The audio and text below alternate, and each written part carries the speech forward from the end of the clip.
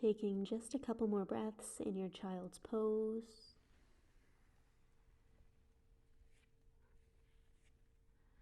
Before shifting your body weight forward, coming onto your forearms, tucking your toes, and start to hover the kneecaps off the mat by an inch. At any point in time, you could drop down onto the knees, reach the hips back for a stretch. But we're going to try to really fire up and activate through your lower belly. Try to set your shoulders in place. Keep the scapula down. Firing up through those quads.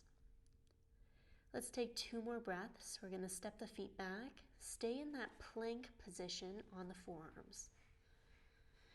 Again, you could drop down onto the knees at any point in time. Core is nice and tight.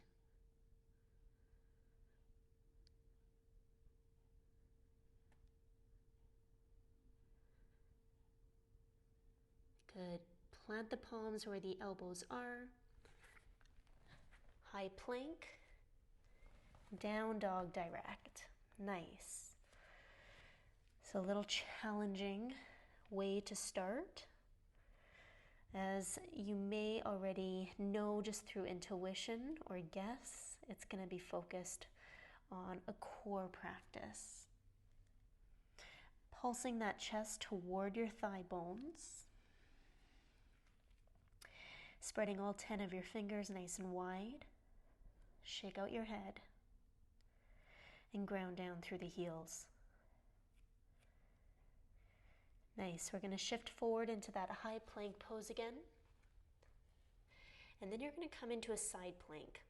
So let's start with the left palm to the center, right arm up toward the sky. Now your feet are just going to be to the sides of one another, or you can stack your feet. Your option is to drop down onto the knee. If you feel good here, then you can start to reach that right leg up in space. So you're coming into your version of a side high plank. You're welcome to reach the right fingertips toward the window, but you're just holding here for a few breaths.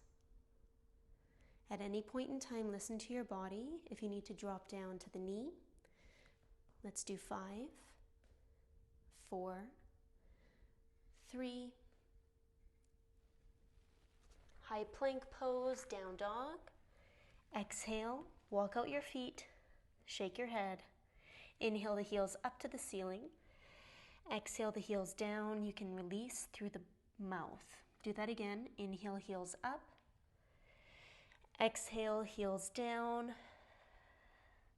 Shifting forward, switching sides. Right palm center, so it's right underneath that shoulder, supporting the weight of your body. Reaching the left arm directly up toward the ceiling. And whether you're stacking your feet, or maybe you just step them side by side where one's in front, one is behind, you're finding a focus point. Maybe you drop down to the knee, extending that left leg up. Or maybe even you throw in a little bit of a side stretch by reaching the left fingertips now toward the top of the mat. If you happen to have a window like I do, you're reaching it toward the window, taking just a few more breaths. 5, 4, 3, high plank pose, down dog direct, walk out your feet, shake out the head, pulsing that chest toward your thighs. Nice. Inhale the heels high. Exhale the heels down. Bending at the knees. Reaching the right arm forward. Keep the eyes looking at the mat. And reaching your left leg back. Start to pulse the limbs up toward the ceiling. So really feeling that left glute squeeze to lift up the weight of the left leg. Go for 5, 4, 3, elbow to knee, hold. Okay, 2 breaths. Reaching the arm and the leg back into that original stretching, balancing position. Find your pulse. Go for 8, 7, 6, 5, 4, 3, elbow to knee, exhale, hold, 2 breaths. Tabletop, direct switch, right leg kicks back, left arm reaches forward. Find your balance, internal rotation through that right leg and start to pulse for 5, 4, 3, elbow to knee, round out through the spine as best as you can, firmly pressing the right knuckles into the ground. Go for that extension, pulse again, squeeze that back glute for 8, 7, 6, 5, 4, 3, 2, elbow to knee, a couple of breaths.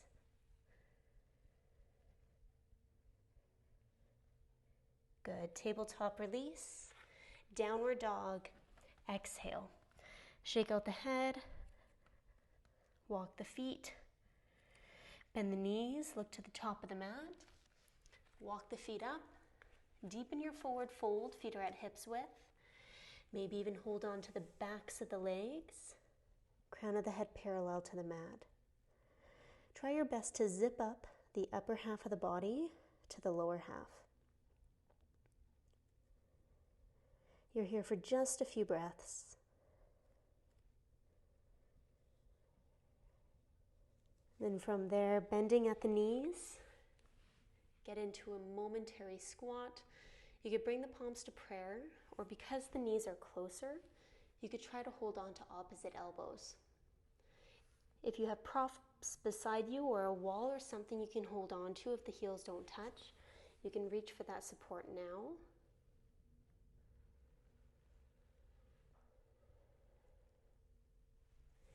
And in your next breath, just lower down onto the sit bones, moving the flesh and the muscle out of the way. Gently start to just cycle through some easy twists. So one elbow comes to the opposite side leg, and then the other elbow comes to the opposite side leg. Loosen up the back a little bit, and then come into a Navasana boat.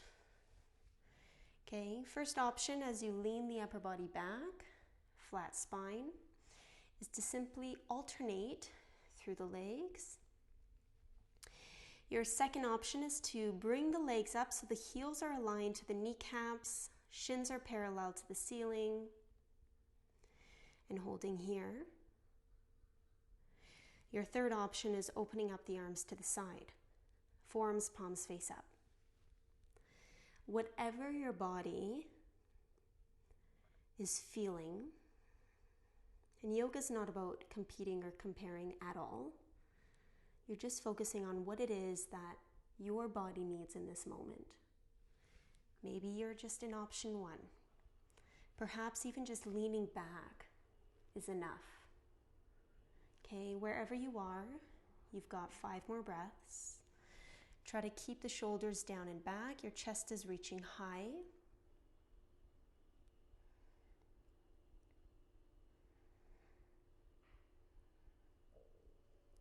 Cross at the ankles, sit up. Inhale, shoulders up. Out of the mouth. Okay, again, shoulders up, inhale.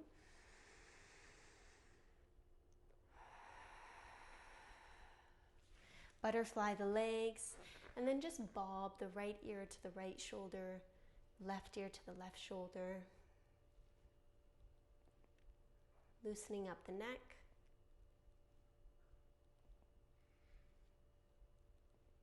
Nodding the head up and down.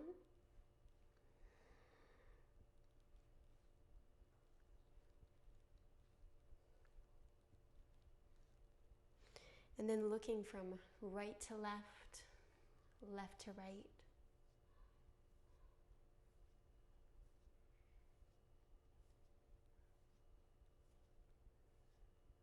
Beautiful. You're going to lower down onto the back just as you are. I'm just going to reposition myself so you can see a little bit better. And we're going to finish up with core on the back. So the classic bicycle pattern. So just like riding a bicycle, you're going to do the same thing here with the legs. Bringing the legs to a little bit higher of an incline will make it a bit easier.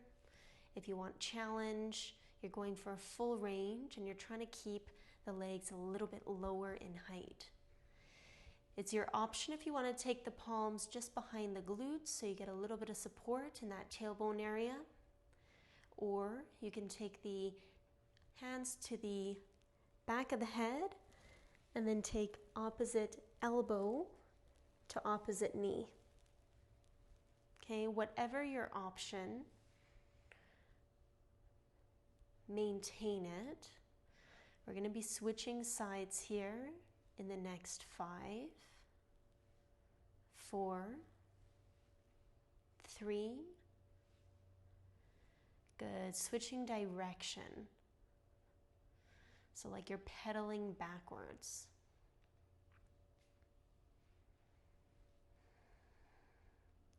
Getting that lubrication in through the major joints.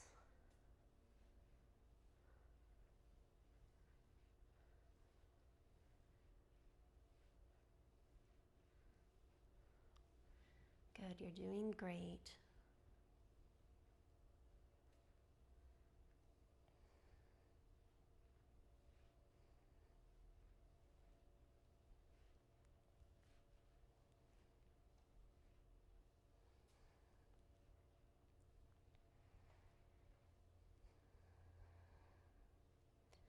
Let's go for just 5 more breaths.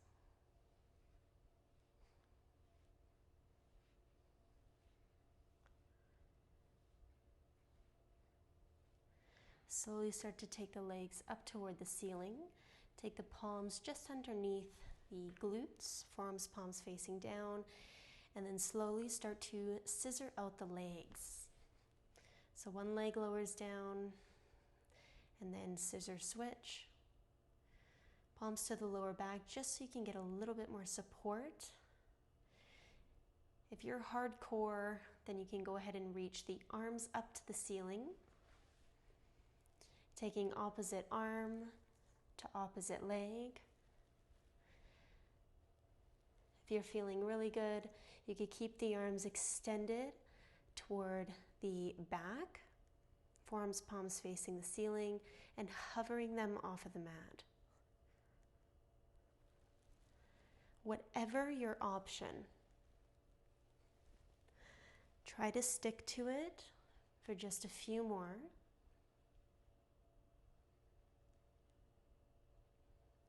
And we're going to be finishing up with a starfish coming up. And we're just going to go for 3, and that's going to wrap up our series. Next scissor leg, hug the knees into the chest. Head comes up. Exhale, starfish. Slowly hug the knees again, head comes up. Exhale, starfish. Good, one more. Beautiful. Hug the knees into the chest. Happy baby if you need it, or just rock from side to side. Now, if there's any other postures or core techniques that you'd like to get into while you're on the back, feel free to explore that. Otherwise, you could bring yourself up toward a comfortable seated, do any kind of movements up here before you get into your next add-on.